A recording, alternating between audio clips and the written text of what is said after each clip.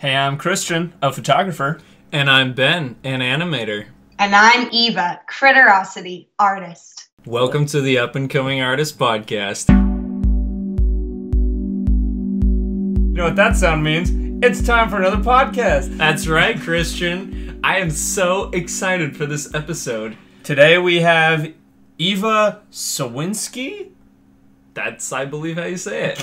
She does all kinds of illustration work. She's very prominent on Instagram. She's started lots of events and she's done so much in her life. Oh, absolutely. In fact, as we're recording this, she's doing a live stream right now. So everyone, as we get into this podcast, we really want you to check out her work. She goes by Critterosity on Instagram. But what we get into in this first part, that's right, folks, this is the first two-part podcast episode that we're doing.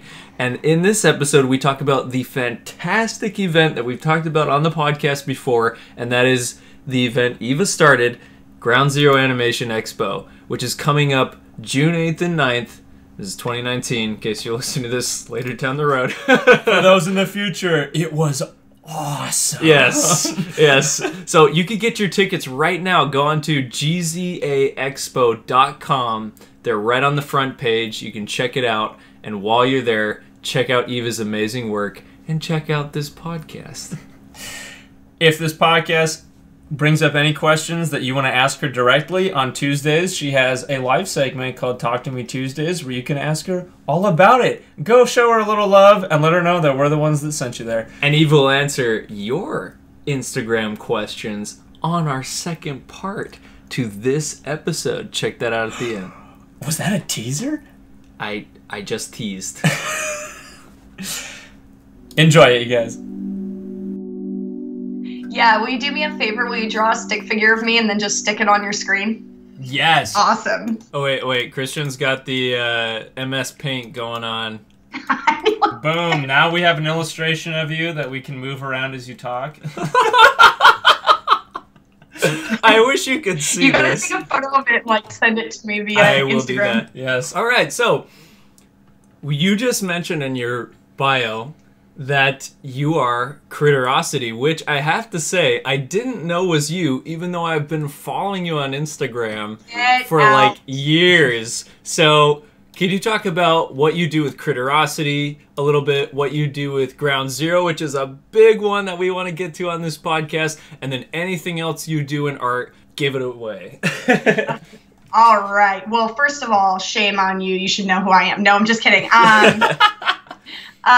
So basically, I didn't really realize I wanted to be a cartoonist. So I'm a cartoonist is what I do. And I didn't know I'd end up a freelance artist. And so here I am. And on top of that, I host an animation expo every year called Ground Zero Animation Expo. So between those two things, my life is pretty crazy. And then on top of that, I curate local geek shows. So ooh, local I dabble in a little bit of everything. That's crazy. Now, can you give a layman's definition of what a geek show is? How do I know? So basically, we cater to the geek crowd, people that like comics and animation and just anything in that realm that's like nerdy. I've just grown up not knowing what that was because I grew up on a farm with the same 90 kids my whole life, and it was literally every teen movie where it was the jocks, the cheerleaders, geek, the hippies, and etc. So I didn't really click with anybody except for a couple people where we were full on nerds. I listened to the Goofy movie soundtrack when that Nice. Wasn't cool. Oh my gosh. You know I'm gonna sit on my butt. Yeah. It's now it's cool to be uncool, and that irritates me because I wish it was kind of like how it used to be, because it wasn't oversaturated and I felt like we were really rare. And now all these people yeah, I'm totally into Marvel, and I'm okay, but what else are you into? No, just Marvel's rad and I'm such a geek. And I'm no, you're not. It's not okay. So So it's cool. You want to be like us now, that's fine. But we were like totally hazed in school and stuff. Yeah. So do you feel like when you were into it, it became almost a badge of honor that you had to earn versus now it's like it's so easy for people to just drop in and be like, yeah, no, I'm totally with it. Everything you just said, I couldn't say it better myself. It's too easy to be a nerd these days. It's so easy, and like, I had to work so hard at it for years since I was first, in grade school. I don't know. For me, I'm very childish. I'm like a 5-year-old little kid in a grown woman's body, and I laugh at like silly things that nobody else would laugh at in a suit and tie. No offense to those people, but yeah. like I don't want to grow up. And so I still watch animation, not only because I absolutely love drawing and all that, but I love that idea of just staying in that mindset, a little bit innocent because the world is so crazy. Mm-hmm. And when I find that community that shares the same likes, I just feel like we can talk about things that aren't depressing. So yeah, curating shows for the geeks and stuff, you get to meet new people that think very similarly to you. But I'm not like a gamer. That's one thing I will tell people. I'm not a gamer, and comics, other than the artwork, I wasn't much like, I didn't like to read. I love visual, So yeah, I would read things like, I would look at things like Vampirella, and I'd be like, how do I draw this, and how do I do that? But I'm not gonna like sit here and act like I know everything. I don't. Yeah. Surprisingly, I know you think I do, but well, that's why we have you on the podcast to tell because us what you do now. This is the bio I have for you right now. Okay. It's cartoonist, illustrator, character designer, painter, creator of amazing events, hipster, total nerd, and know-it-all, but in a good way, know? Can you please print that on a shirt for me? Oh, yes, with the stick figure that Christian drew for you as your icon. Yeah, we'll have that whole bio in very small print. It'll be in Comic Con. Now, you were talking and alluding to yourself as Eva the Kid. I want to get it. That sounds like that's I was gonna say rapper name, but that's cool too. But going back to you as a kid, was it that kind of nerd culture that got you into art, or was it that you were into art that put you in that nerd culture? Good question. I see why you get paid the big bucks. Wait, who was asking me that? Christian or Ben? I'm sorry. Yes, we have the same voice. This is Ben. Of course it is. So that's why Ben makes the big bucks, and Christian just, Let's be real. I'm the comic relief that nobody's laughing at. No. You're my laugh track. Okay. Yeah, it's me. So growing up, I know, like, I've told this story so many times. I feel like anyone that listens to this podcast that's heard me say it, they're like, oh god, here we go with the old story. It's like the walking uphill both ways in the snow. So I basically grew up on a farm in Northern California, and there was one Kmart and one McDonald's and one Taco Bell and one Burger King. That was like the extent of our life. There was nothing really to do, and you had to use your imagination. And I grew up, I have no problem saying what age I am, but I grew up from 82 on in this town until I was 18. So you really had to use your imagination to create worlds and all this stuff. And I don't know why it was that animation really stuck out for me, but I do remember watching a lot of cartoons like She-Ra and Gem. I mean, I'm a girl, so that, but I did watch Thundercats because they were kitty cats. So, and then The Simpsons. I will never forget seeing The Simpsons for the first time when they did their short at the beginning of, I forget what movie it was, but I saw it. And I just kept drawing the 7-Up Spot. I don't know if you guys remember him, but he was a little red spot with sunglasses. Oh, yeah. Yeah, I was like obsessed with him. I loved his character design, and it's such a simple thing, but it'll go to prove to you that like people are impressionable with branding and all that, and character design and stuff. So anyway, I drew that a lot, and I drew Bart Simpson like nonstop. Oh, gotcha. Nonstop. I mean, that was my favorite thing. Then Garfield came in, and I was getting the Garfield books, but like I said, I didn't read much of like comics, but those were really easy.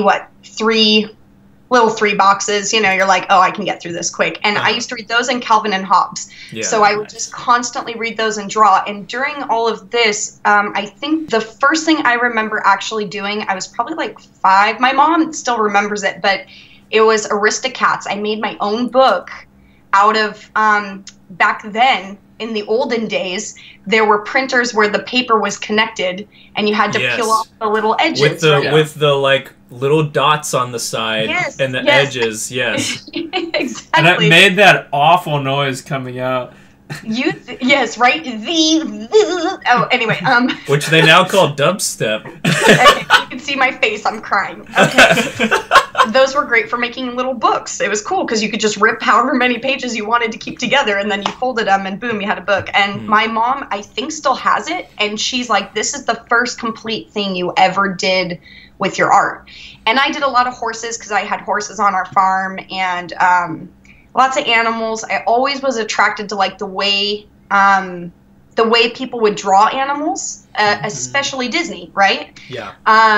And being little and my mom and dad not into art really at all, I couldn't like ask them questions about that, and you couldn't go on a website and find out. So yeah, I didn't know that Don Bluth wasn't Disney. Do you know what I'm saying? And now as a grown adult, I am 100% a Don Bluth freak, like all the way. You're a Bluthie or a Bluthian. I am a Bluthian. I seriously need like shirts and pins made that I'm like, I have a giant crush on him in a non-creepy way. I think everyone has a crush on Don Bluth, who's in animation, Yeah, and because of Facebook these days, I've made friends with one of the main animators that's working alongside him. And for Dragon Slayer? Yeah. And I was like, hey, can I ask you an honest opinion? Like, and I won't say his name because, I don't want to throw anyone out there, but he basically told me, like, the way you think Don Bluth is, he's that plus even nicer. And I was like, oh my God, you've just made my life, because I keep meeting heroes that aren't all, not everyone's perfect. We're all human, but I keep meeting people and I'm just like, oh, I wish I never met you. Like, now I don't even want your artwork. Oh, wow. So anyway, the point is, growing up, I liked it, and I don't know how it happened or why it happened. And then people started noticing that I was excelling in my tiny little town as an artist. But at like the time that I started, I was in 5th grade. I was teaching kids how to do art in my classroom as an after-school activity. Oh my gosh! Yeah. The volunteer experience goes for so long. Right? And I'm teaching bubble letters, even though I've been awful at it, and things like that. But it's the fact that everyone kind of knew it. And looking back, I'm like, wow, that's so weird. And now I see, like, my nephew is drawing stuff that at 5 years old, I'm like, you don't draw that way at 5 years old. This is insane. We're not even blood related, but, like, he's amazing. And my aunt was a miniature dollhouse creator, so I dabbled in crafts like miniature dollhouse making. I love miniatures. It's one of my all-time favorite things. Oh my gosh. Crazy. So yeah, and my aunt was like published in miniature dollhouse magazines, like the actual miniature dollhouse magazine. Oh my gosh. Wow. Did she get like setups at like the fair or anything like that? I don't know if you've seen those. We didn't really have cool stuff. Like what happens now is insane. But that's why I tell people take advantage of all these free platforms, because you can actually be noticed. But no, she just kind of did it and then would like take it around to the little museums, show people. She taught a couple classes. She would do stamping. She did all these really cool things, but I guess she would submit her photos. It's funny, I never asked her this. Unfortunately, she's not with us anymore, but she just would be like, oh, I got published in this magazine. And I'm like, that doesn't happen in the 90s. Like, you just get found. You're tiny. Like, where do they find you? But she made, like, a gypsy wagon, and it was, like, every single piece of this wagon. And it was about 3 feet tall by 4 feet wide or something like that. Gosh. That's no longer a miniature. It was pretty big. I mean, it might be because it's in a giant, like a tank. Like they put it in like a glass fish tank kind of thing so that it stays preserved. But like this thing's big. She created everything by hand, and I would watch her for hours just paint little tiles. And she had the patience of, I don't even know. I seriously, I can't even compare her. She was the goddess. I loved her. Wow. And she was really my only avenue for artwork. My mom always encouraged it, and then at the same time that I was really evolving with art, I got into dance between 4th and 5th grade, and I excelled in dance. So I wanted to not do art and wanted to do dance. Performing art. Yeah, and then acting and stuff. But again, small town, so you think you're this big fish in a small pond, you know? And then you move to LA and you realize, no, your family thinks you're cool, but no one else does. I think you're cool. This is Ben. Thanks, Ben, and not Christian. Yeah. You just said it first. I was like, I'm making points on you guys of who's cool. No, Oh, cool. Keep a tally. Ben, 2, Christian. Well, our voices are the same. He'll just claim all my sweet comments. I'm sorry. If his voice was the same as my sibling, I'd be in trouble because it's a guy. So, okay. So, bro. But yeah, it's just one of those things where like I didn't love art really much, and then I got to be like in high school, I tried cheerleading and the girls weren't very nice, so I quit after the first year. My dance, I liked it, but I hated the commitment. I was there, I basically lived in the studio. I did my homework there, I got rides home with other people, like because my mom was working as a single mom. It was a lot, and I just felt like I didn't love dance anymore. I mean, I did point, tap, jazz. We didn't have hip hop back then. Oh my gosh. And I really liked it growing up, but then I just lost it, and then I wanted to be more into acting. And then flash forward to 16 years old, I got asked by the local town, the locals in the town, knew that I did artwork, and they asked my mom, and they said, hey, does she want to do some face painting at a Cinco de Mayo for our town? And my mom's like, let me ask her. And I was like, I know how to paint Bart Simpson and this in the 7-Up spot. I could do those cool shades on the 7-Up guy. Totally. Yeah. And these kids are like, what is this? And so I only gave them like 4 options, and it was like Bart Simpson, the Mexican flag, and then like a couple other things, and that was it. And then every year they called my mom and would say, hey, does she want to come face paint? Well, we used like acrylic paint back then because we didn't have access to the paints that we use now. Right. And nobody complained. They knew it was bad paint to put on your face, but like the kids wanted it, and so I need my Bart Simpson. Yeah, exactly. But yeah, I mean, that's kind of how it all kind of worked out. Was like, it's not like I continued art throughout growing up. I kind of stopped at about 5th grade, and I was doing it for fun on the side, like at home, but I wasn't telling friends like, I do art, or I want to be a cartoonist or an animator. I did, but like I didn't talk about it. And I think it really did, to come back to your question, I think it just started as I was into art and I was into animation at the exact same time. So I don't know, as a little kid, I mean, I started really early drawing cartoons. I was obsessed with the way they looked. And I don't know if that was obviously because I was looking at that, or I was looking at books of old Disney, like the Golden Book kind of stuff. Yeah. But yeah. Well, that's awesome. And so with all that information, at what point did you kind of realize, hey, I can make a career out of this? When did you decide that I can be an animator and I can be a cartoonist? I think I wrote Disney Studios when I was like 8th grade, and I just said, hey, how does one, be prepared to like get an animation? And they wrote me back, and it was one of those cute generic mail things like, oh, good job on choosing a great career. Come and join me, why don't you? Yeah. Oh, boy, Mickey!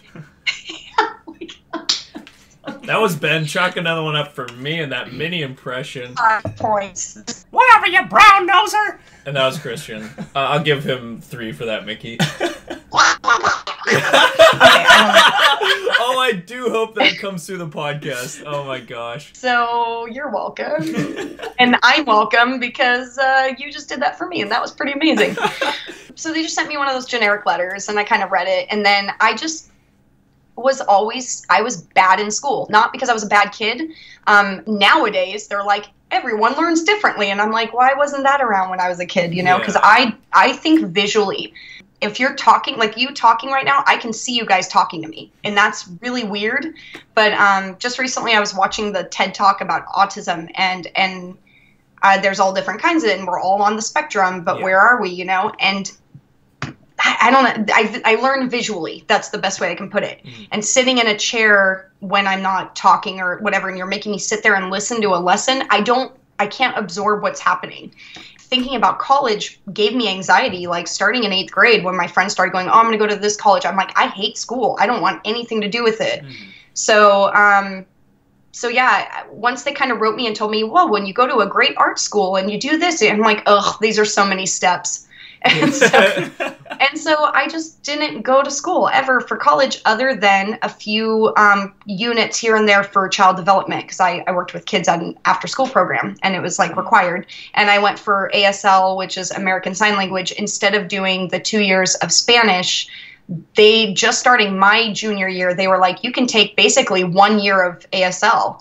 And I'm like, oh my gosh, again, visual. I used to do sign language when I was in 2nd grade. So like really good at sign language. I was very fluent in sign language. Wow. And so I took that instead of Spanish. I don't know. It's just been like, made me kind of realize like, okay, I guess I'm never going to be an animator because I can't go to school. Well, come to find out, my friends now are getting hired and they never even went to college. They're just being found on Instagram and they know somebody, and that's fine. I'm really glad I didn't take that because it is a job. And I wish, this is why I started Ground Zero, is I wish there was someone that could have told me everything without sugarcoating it back then, you know, and not Disney writing me a letter and me feeling all cool that I got a letter back just saying, make sure you pick a good school and maybe you'll be hired. And I was like, what does that mean? So I have to go to college and that guarantees me a job. And so, yeah, I kept getting told by people I wasn't good enough at art, you know, and just things like that. Was that after? No, sorry, I'm cutting in here a little bit. Oh, that's okay. No, go for it. So you were talking about living in Northern California, and then when you were hearing people saying, "Oh, you know, you're not good enough," I'm sure all artists have heard that at some point. Oh yeah. Was that when you were moving down to LA or OC, or how did that happen? It's funny because it's all a little fuzzy, like timeline wise, but I moved here when I was 18 in the year 2000. I moved to the San Fernando Valley first, and I was sleeping on a couch for 3 months in my friend's apartment, and I was working at like Black Angus and trying to figure out what I wanted to do. And within 6 months, one of the workers there said, "Hey, I work for an after-school program, and they're looking for an artist. I've heard you kind of like to do art, and this is all at Black Angus." And I was like, "Oh yeah, you know, I dabble. It's nothing. I don't say I'm like an artist."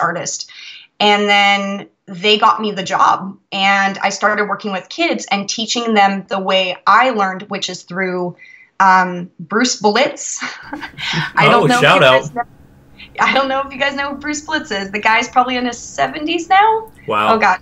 I think I've heard of him, actually. Yeah, I feel like I've heard that name, I think too. I watched some VHS tapes with his face on them. Thank you.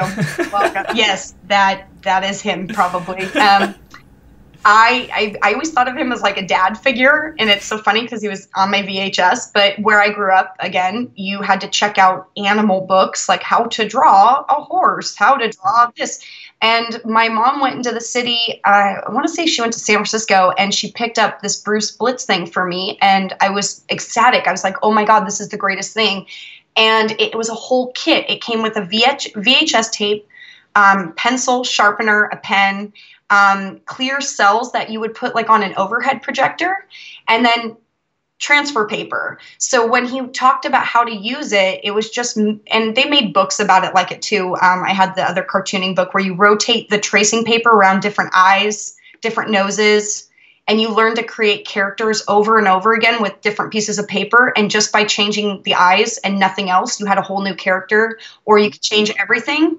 And so I would create these books with the kids that basically mimicked Bruce Blitz. I was like, this is how I learned. It's because kids think in one way, and until they learn these other ways that it can be done, they really can't open that idea up when they're drawing. I read a lot of, it's funny, I did read books though about children learning art because I find it very fascinating the way we think as kids. And so so I started creating these books, and when the parents were coming to the after school program, like galleries that we were creating, they could not believe that their 5-year-old was drawing like a 5th grader. And I was like, no, this is them. I didn't teach them anything other than the tools to get these characters that they're developing. Wow. And you know, I got a lot of high praise. And then parents found out with the PTA, oh, you used to face paint? And I'm like, yeah. Boom, I got jobs face painting for PTA. Then I got all these things that were all art related, even though I was going and trying to do dance and acting and all these other things. Wow. It kept pulling me back in. You're just too talented. You know, but there's just not enough of me to go around. And not enough jobs for my amazing. No, people are going to think I'm the most arrogant person. I'm not. Well, actually, I need to cut in here real quick just because you said that. Because, sorry, this is Ben. We're going to do a little me time for just a second. Oh, okay, Ben, go. Yeah, thank you. So, you were talking about when you meet your heroes, sometimes they're not all they're cracked up to be. I had the opposite experience. So I'd been following Critterosity for like a long time. And then I was like, oh, Ground Zero sounds great. Like, I have friends who are tabling there. This was, I think, 2000. Oh, gosh, this is 17 or 18. Yeah. And they're like, you gotta meet Eva. She's the bomb. And I was like, okay, yeah. But I was, like, intimidated because I was like, I mean, she started this big event. And, you know, I mean, she's got all these real deal artists. Like, I mean, my friend Jordan. Have you fooled? Yeah. Yeah, my friend Jordan, you know, who's an amazing artist. Shout out, Jordan Cadero. So good. She's sitting right next to Steven Silver, and I'm like, oh my gosh, this Eva must just, you know, you're like on Mount Olympus up there. And so then my friend Joel, this was just at the pop-up that, as the time that we're recording this podcast was just like a month ago. Joel's like, you gotta talk to Eva, she's like the coolest person ever. And I was like, all right, I'll climb Mount Olympus to see if I can, you know, have a meeting with said deity.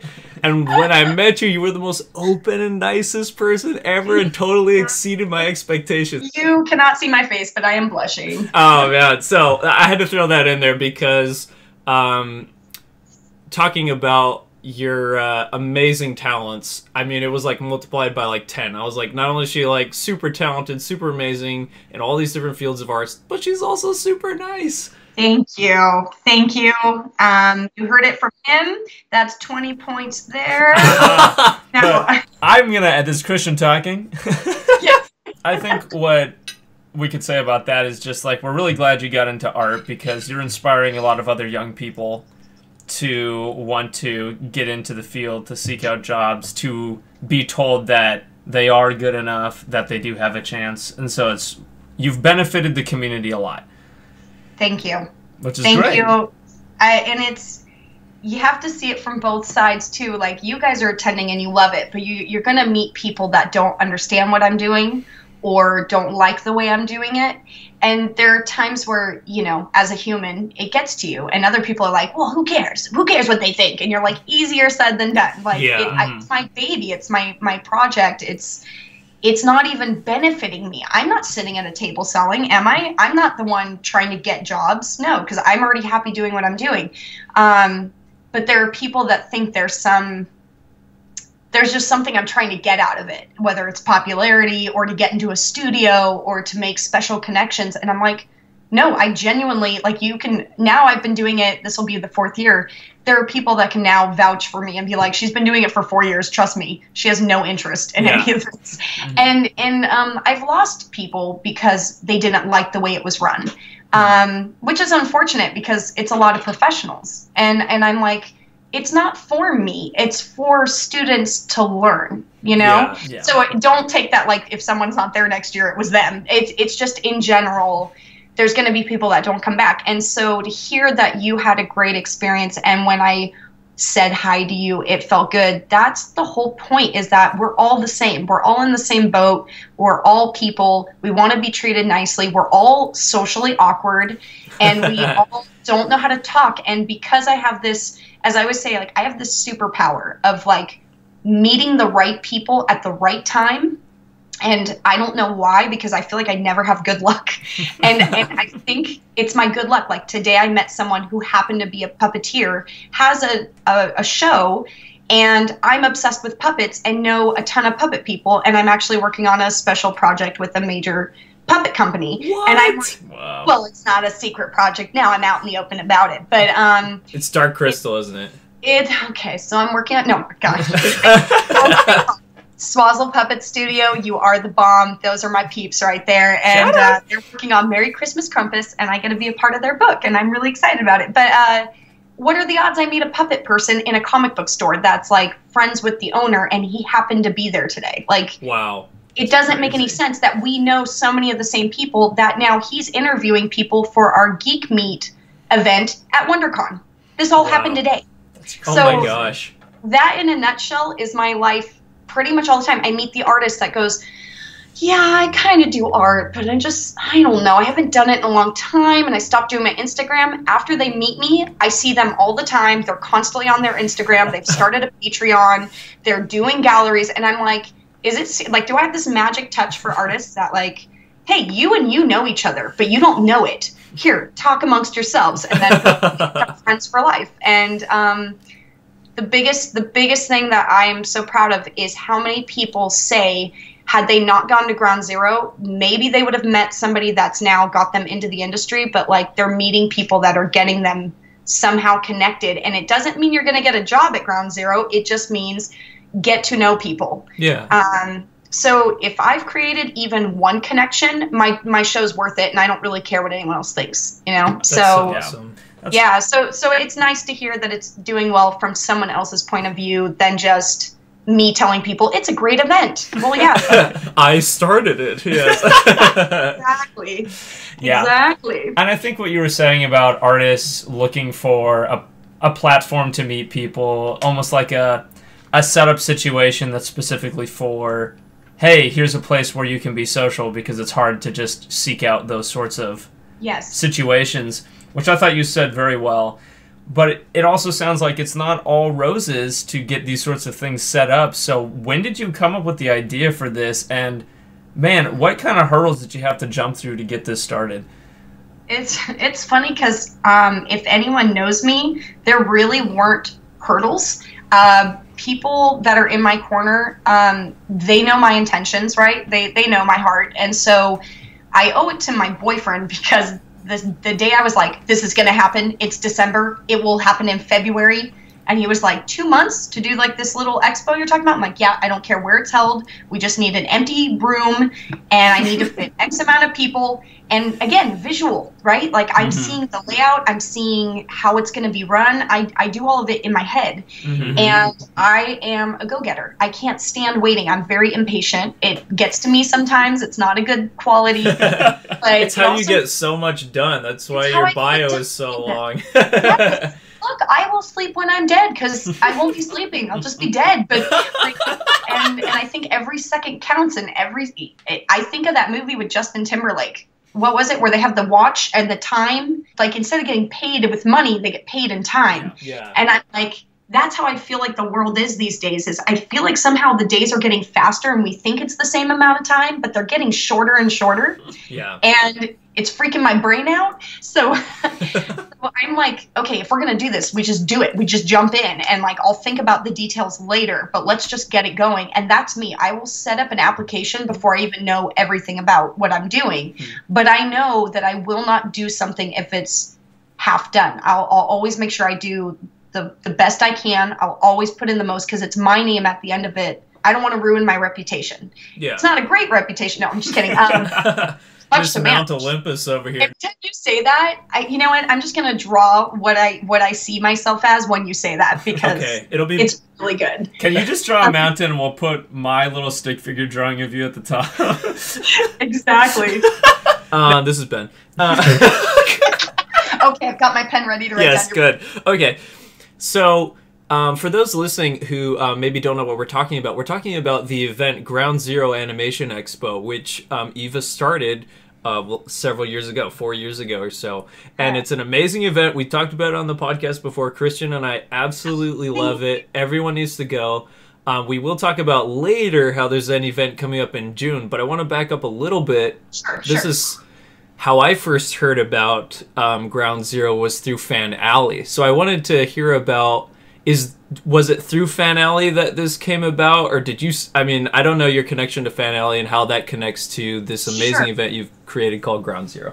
Sure. So I used to own a store called A Little Known Shop with a friend of mine. We had opened it, and that lasted about, I would say about a year and a half, almost 2 years. She ended up starting like a family. She had a baby and all this, and we tried, and I think both of us were feeling like we just had our own end goals. And I really wanted to cater more to the geek crowd and with the merchandise we were carrying. And she wanted to cater more to, obviously, babies, because that was her new jam. And I was like, you know what? I'll tell you what. You stay here. There's an empty spot next to this store. I'll move one over, and you start your business, and I'll focus on mine. So we separated, and like all was cool. We both wanted this. And then I started Fan Alley.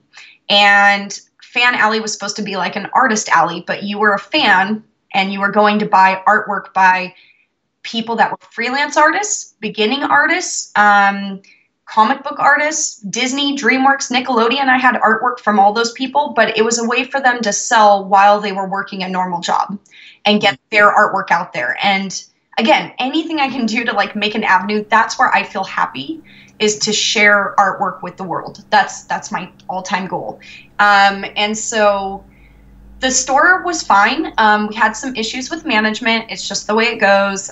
Stores aren't always easy. And I also was finding myself getting very, claustrophobic, because I couldn't leave the store. The store had to be open. I didn't have enough money for employees. We were a hidden location. So I was constantly trying to get people in by doing sales, doing shows. We had outdoor shows. We tried so many things to get foot traffic, and Instagram wasn't as big as it is now, because I think we would have actually succeeded in all of our businesses. And then I met my boyfriend at the time, who we did not get together till later, but he had a shop there.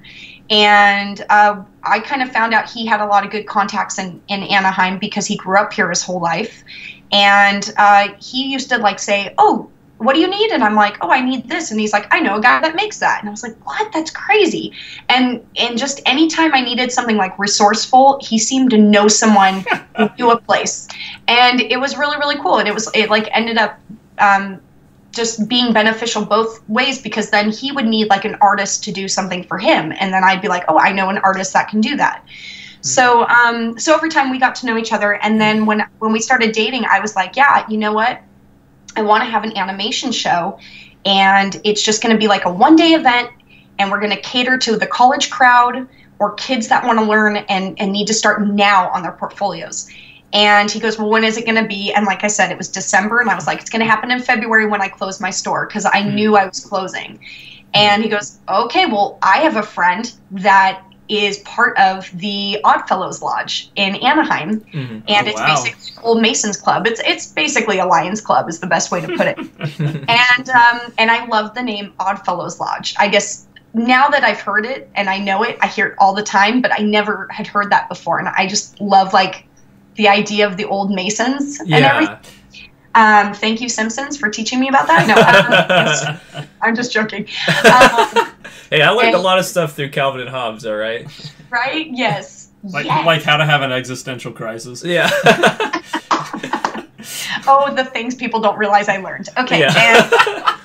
And so yeah, and then we went down there, and it was this sweet older guy in his 80s, and I was like trying to explain and win him over, because I'm all about people knowing like I'm very respectful, I'm very old-fashioned. I like to earn people's trust and make sure like at the end of it I do as you say as you do. And I'm huge on communication. It's the number one thing people hear me say. And he was just like, okay, seriously, you're talking too much. Here's the keys. And I was like, what? So then they invited me back for the little sweet old man meeting, where half of them were falling asleep and some were drunk, and it was so cool. I got hit on by this sweet little man with a walker, and it was awesome. And I got to kind of present to the group what it was I was going to do and try to give them some revenue. And so I was like, you're going to win because you get money to keep your place a-running. I'm going to win because it's brand new and I don't have a ton of money to drop into this thing. And they were and willing it's coming in 2 months, right? Exactly. And yeah, we held the event. Was it the most beautiful place? No. Was it the most exciting thing in the world? No. But it had the coolest name for the place it was at, the Oddfellows. Lodge, yeah. Hey, it's an old Masons thing. I mean, that's rad. Those are the people that were building with their hands and doing cool stuff. And so anyway, at the end of the day, I got done with it thinking, okay, let me hear what people are saying. And as people were leaving, they were just like, this is amazing. Why is it not 2 days? And I was like, I don't think my professionals want it to be 2 days because they'd have to drive most of them from like Burbank down. And I didn't want to like burn them out. So I just decided 1 day. But then a few professionals came up. They're like, dude, people are saying you need this to be 2 days. And when you do it again, are you going to do it again this year? And I was like, oh my gosh, no, that was so much work. And then the next year when I planned it, I'm like, let's try 2 days. And everybody was cool with it. And like I said, the right people stay. There's people, and I will name drop people I know have no problem with me saying their names. Peter Paul is one of the coolest people, a storyboard artist that's worked on How to Train Your Dragon, Lilo and Stitch. He just finished with Ugly Dolls. He has been in the industry for quite a while. I don't want to age him. And Shout out. And he just has the biggest heart. Like, all he wants to do is do exactly what I'm doing in his world. So he started offering, I didn't even know this. He was like offering attendees, like, anytime you want to come to DreamWorks, just let me know. I'm working there at this time. And boom, I'd see photos of our attendees hanging out with him on his lunch break. And he's taking them on tour of the campus. And like, people were writing me going, if had I never met Peter at your show, I wouldn't have ever gotten to see the inside of DreamWorks. Like, it's not something I would ever do. Right. And so anyway, it snowballed, and now we moved to a location within like 2 months. And that's how I ended up at the Boys and Girls Club, because guess who? My boyfriend. Okay, what's your boyfriend's name? Oh, Greg. It's cool. Oh, Greg. Oh, Greg. Oh, Greg. Oh, Greg. I think Greg needs like a super shout out, because this guy sounds like, I mean, no offense, Eva, you're getting a lot done, but Greg has been able to come in there and just like make it happen. Shout out, Greg. You think I'm saying, oh, Greg, but I'm actually saying old Greg. No, just kidding. Got him. No, I'm teasing. He really does. His mom has taught piano to the Boys and Girls Club there for over 20 years, and she was just recognized as basically an amazing woman in the Stanton community just a few weeks ago. So she has such a connection with the Boys and Girls Club that I've gone to several of their events and hung out with the staff. They are like family. They are the nicest people. And so when people ask me, like, why the Boys and Girls Club? I'm all, first of all, they picked up my show within 2 months of having to relocate at zero charge. Wow. Zero. All I had to do was pay their employees hourly, which, yes, is a cost for me. But to have no charge on the building and all these extra things, that saved my life, because AI was offering me a free location, which is why I didn't charge for tickets that 1 year. Right. So attendance was great and everything, because it was free unless you wanted to go to panels and workshops. That's how we make our money to keep the show going. Right. But I was terrified, and they were just like, his mom's just like, oh, let me call the Boys and Girls Club. There you go. And it was amazing to get 3 classrooms. And we had the giant auditorium. You guys have seen it. It serves its purpose. That's all I need, is a place that serves a purpose. I don't care about the walls. I don't care about photo quality. I hate to say that. I think it's an important thing if you're going for something very specific. But for me, it's what fills the inside of the building. Yeah, no, absolutely. And you can shoot some hoops while you're in that gym. It's pretty sweet. It's like, nope, set up under the hoops, okay? Yeah. Crazy. So that's kind of literally how it all started to how it's been going. And everyone's asking like, oh, are you going to move? Are you going to take it to like a hotel? And I'm like, do you want to pay a ton of extra money? It's not like our numbers are insane. And that's another reason I love it, is because it's not overwhelming. It's not filled with people to where you can't move. I can't stand that. And it's so you can connect with the artists at their table. And if it was like that, yes, having high numbers is fantastic. I'm just not I want quality over quantity. So yeah. So that's Ground Zero for me. It's grassroots. The reason it was named Ground Zero, my good friend Chris Wimberly was kind enough to say, you can't call it the Animation Expo. It's pretty bland. You're going to need a name. He's like, let's think on it. So we both were going back and forth of what to call it. And then he came back with Ground Zero as one of them. And I just went, that's like it. That I didn't even realize that's it. But it's literally the base of where you need to start to keep growing. Mm-hmm. And some people didn't like the name. And I know why, and it's sad, and I'm sorry to call it Ground Zero for those reasons, but Ground Zero is something that's been used forever before, the unfortunate thing that happened. Yeah. So it's like, I hate to call it that, but it literally describes everything it is, and then we always use a dinosaur due to Stephanie, she goes by Steph Obel on Instagram, but Stephanie Garcia was going through her sketchbook, and I'm like, I need a piece of art for this first year. And she had this little old dinosaur chasing a butterfly. And I'm like, I don't know what it is, but I need this. But I love it. Yeah. And we're like, Ground Zero, that's like back in the dinosaur time. That's where it all starts, like all the things. And so we were just cracking up. And now it's been like the running thing is that we always have a dinosaur drawn by a new artist. Yeah. Every single year. And that way, when you collect the brochures that are limited, you always have new dinosaurs on there. And who doesn't like dinosaurs? God, no. They're amazing. I mean, going back to Don Bluth, I mean, we got, Land Before Time up in here. Yes. Well, yes. And I do want to say something about that since you're talking about the logo. I think it was a year or two ago, you had Morgan Gill, who's an artist that I know. Yes. And she's fantastic. I just want to say that. I haven't said that on the podcast yet, but everyone check out her work. I'll just text her after and tell her how cool she is for you. Yes, and say Ben did it so you can chalk one up for me. Jeez Louise. No worries. And also, too... Are you trying to go through me to get to her? Come on, guys. I'm cool. Yeah, wait, can we take some points away for that? Hey, shut up, Christian. Hey, no, but I was going somewhere with that. The one you have this year is from another friend of mine, which is Ricky de Los Angeles.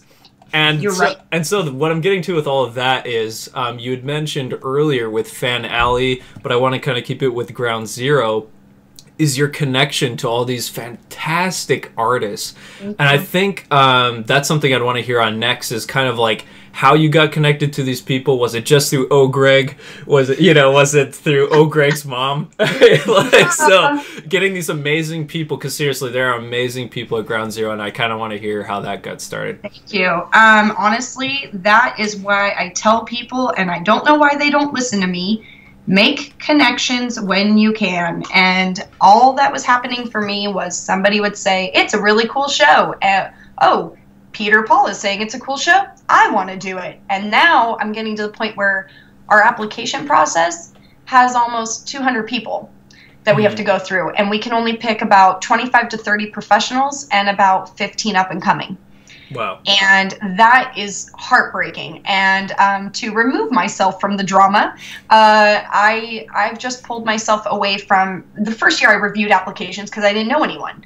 By the second year, we had decided that 4 professionals needed to go through and green light, yellow light kind of people and just say, these guys are ready, or I know these people and can vouch, and these are people on the waiting list. And that's kind of how we do it. And then based on 4 different decisions, I go through the green lights, and whoever has the most, that's how we pick them. So that way I'm not being yelled at, or people, we get a lot of, I don't know how to say this. We get a lot of professionals that assume I'm supposed to write them every year. And I'm like, do you know how many things are on my mind? I don't know. Because they'll attend, and it's so cool. Like when someone's like, yeah, my friend here, he works for Disney as a lead, blah, blah, blah. And I'm like, whoa, that's cool. Like they came to my show in Orange County to visit their friend, but like they're here. This is amazing. Yeah. And they're just like, oh, write me next year and tell me. And I'm like, I can't. I am one person. Yeah. You need to fill out the application like everyone else. And everyone's the same in my eyes. I don't put anyone on different levels. Like even the best of the best fill out applications. Even Peter Paul fills out an application every year. So no, it's literally just word of mouth. It's not that they're not worth it. Like, look, if Don Bluth actually responded to the 1,300 emails I sent him and all the Facebook messages, I would be like, yes, what kind of hotel do you want? And this sounds awful because a professional's going to be like, yo, what am I, chop liver? But he's freaking Don Bluth. Yeah, come on. He's my hero. So I'm like, no, I'll find a way. Because look, I'm the one running. I'm running the whole thing. And you literally are running. Like, I've seen you there. I had to, like, really catch you at a good time because you are, and for people listening, she is literally making this event happen from, like, every event and letting people know, like, hey, there's another panel happening. Oh, don't forget, here's the band. Also, check out this artist. And, you know, I'm just gonna, you know, give Ben a high five on the way, you know? So you're doing everything. Thank you. I just want everyone to know, like, I see them, but you know when you stop one time, everyone wants to talk, you know, because it's not even a popular thing. It's the fact that, like, someone else wants to know how they get in. How did that person get a table, but they didn't? Then you get the complainers, which, you know, I believe everyone's valid. Everyone has an opinion. My biggest thing is for someone to complain. I literally fear getting bad feedback. And I know it'll happen, and I know I can't fix everybody's opinion, and there's going to be people that don't even ask me, like, why did this happen? They just assume, and I don't get a chance to, like, redeem myself. So I will say that I made a boo-boo, and again, we had 12 classrooms at AI ready to go for workshops. It went down to 3 classrooms. And I already made the announcements on what was happening. I already had a panel list. If you guys look at Ground Zero now, you'll see I've made the whole schedule. I have to do that way in advance so all of my professionals can get their itineraries and start knowing what they're doing and where they're supposed to be. So I had all of it laid out that I couldn't refund a ton of workshops. I couldn't tell professionals, oh, we don't have enough room for your workshop. We had to make do. We had back-to-back in every single room, back-to-back workshops, lectures, and panels. Like, okay, get out, next one, go. Yeah. And I have to give a shout-out to my volunteers. They did phenomenal. I mean, that was their first year, most of them. They didn't even know what they were doing, and I didn't even know how the show would run in that building. It was my first time doing a show there. I was used to the Oddfellows Lodge. Right. So having 3 different classrooms trying to orchestrate as things are ending, we had 1 mix-up. That's what my whole story is. We had 1 mix-up. It was my fault. I went through the schedule. I was like, yeah, the schedule's perfect. Well, I cut off storyboard 30 minutes early from their panel. And everybody's staring at me, and I could feel that I was doing something wrong, but I didn't know what I did, and nobody wanted to tell the lady running the show, hi, dum-dum, you're cutting us off 30 minutes early. Like, we've only talked for 30 minutes, and it's freaking storyboard, one of the biggest desired panels. Everybody exits. My mom, my hero, my mom is sitting at the front desk. She was the one checking everyone in and getting them. She's adorable. Like, she's the cutest thing ever. And she's like, you know, trying to check people in with the laptop. And she's like, I don't know what laptops do. And so my mom sends one of the volunteers to come get me while I'm getting the workshop lady in. And she goes, hey, go get Eva. So the lady comes over and goes, hey, Eva, your mom wants to talk to you. First of all, it's the worst feeling when you're, you know, in your late 30s and your mom wants to talk to you. Am I getting grounded? Like, yeah, what did I do? And I look over and my mom just has this look like, be ready. And I'm like, oh, God, somebody's mad. Oh, why? So I get over there and there's these 2 attendees, which who knows if they'll ever hear this. They go, look, we're not mad at you. We just want you to know we drove really far for this. Our biggest thing we wanted to sit on was the storyboard panel, and you literally just cut it 30 minutes short. They were never rude. They had every right to be upset. And the fact that 25, 30 other people didn't say anything to me blows my mind. I said, what workshop can I buy for you guys? And they're like, well, what is there? So we go over and I'm like, the one that I just switched you guys out with, that's the 2D animation one, whatever. They're like, oh my God, that'd be rad. I paid for their tickets. They got in, they left. They were tagging me in all the photos saying it was the best show they'd ever been to. Everybody, I mean, I saw their story. They weren't lying. They were stoked. Then, this is how cool my people are. Chris Wimberly comes up to me and goes, Eva, I got you. Let's just extend a 30-minute at the end of the show, and anyone that wants to stay while you guys are cleaning up, I'm going to donate my time. He stayed during cleanup. I think his wife helped him pack up his table. He went and we announced to as many people as we could find, if you were in storyboard, please go back in the room. Chris is going to take the time to talk to you guys. Wow. When everyone left, it was all explained. Everybody knew it was an accident, and out of the entire weekend, it was the only thing I think I truly screwed up. I think that's pretty good. Well That's done. very good. And even still, I mean, like, just like those people you were just talking about who did come up to you and explain what happened, like, they had a bomb time. I was there. I had a bomb time. You know what I mean? Like, you made it work despite all these moving parts and all this stuff. And this is the thing I kind of want to transition to here, is two things that you've talked about that I've noticed personally while being at the event, but also that you're promoting at the event, is that's making connections, but also, like you've talked about, even when you were a kid in 5th grade, teaching other people art, it's an educational experience. Correct. And so, like, I think what's cool about it is, like, you know, the people that you talked about who they learned about storyboarding, and thankfully, you know, they got to hear more about it at the end, but also they got to hear about something that they hadn't even expected. So, like, all I'm saying is this event, for everyone listening, is just the bomb. You learn a ton. I learned a ton every year I've gone, and I absolutely love it. Yeah, Thank you. and for anyone who's a fan of this podcast, which that's kind of weird to say, but to anyone who is a fan All of this... 6 of you. all 6 of them. So, to anyone who's a fan of this podcast, it was started basically from the inspiration of Ground Zero. That's crazy. You guys are crazy. It is Thank crazy you. because I remember when Ben... This is Christian talking.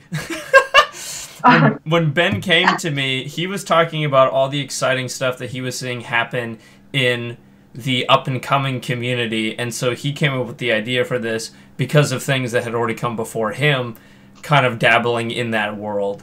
So in many ways, you have Eva to thank for this podcast, and you have Ground Zero to thank for the inspiration. If you love this podcast, you will love this show. Thank you very much. And I'm honored that you guys would start something because of that. I mean, again, this is why I do it, right? Is if this snowballed to inspire you to do something great, that makes me feel like it was totally worth it. And wow, I'm honored to know that. Thank you. Yeah, and so that's something that I want to get onto now is Jeez, oh my gosh, sorry. I'm getting like notifications from you saying you mentioned me in your story. I'm like, Can are you please multi? check it? Can you please look at it? Okay, all right, we're not pausing, but No, I'm looking at I don't it. think you want to pause. You want to get your reaction.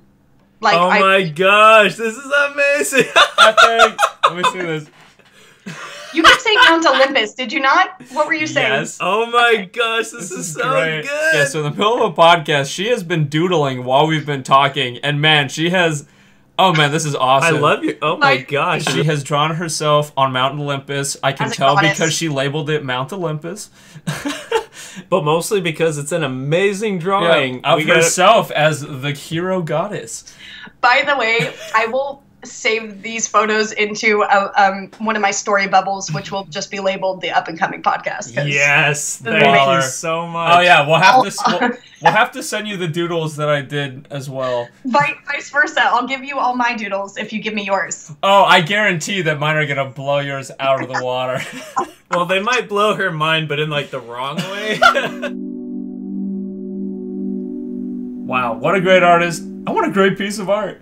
No, absolutely. I mean, I'm so glad I brought up the Mount Olympus thing now. You know, but we actually get more into Eva's personal art on the second part of this podcast. Basically, this first episode, as you guys just heard, was essentially how Eva started Ground Zero. What we get into in the next part is how Eva markets herself online via Instagram, as well as the specifics of Ground Zero coming up this June. So like we said at the top of this episode, the event is coming up June 8th and 9th. You can get your tickets online right now at GZAExpo.com, and she answers your questions that you asked her over Instagram in this second part of this episode. Stay tuned, and you know what? Learn a little something. Learn a little something like we learned a little something.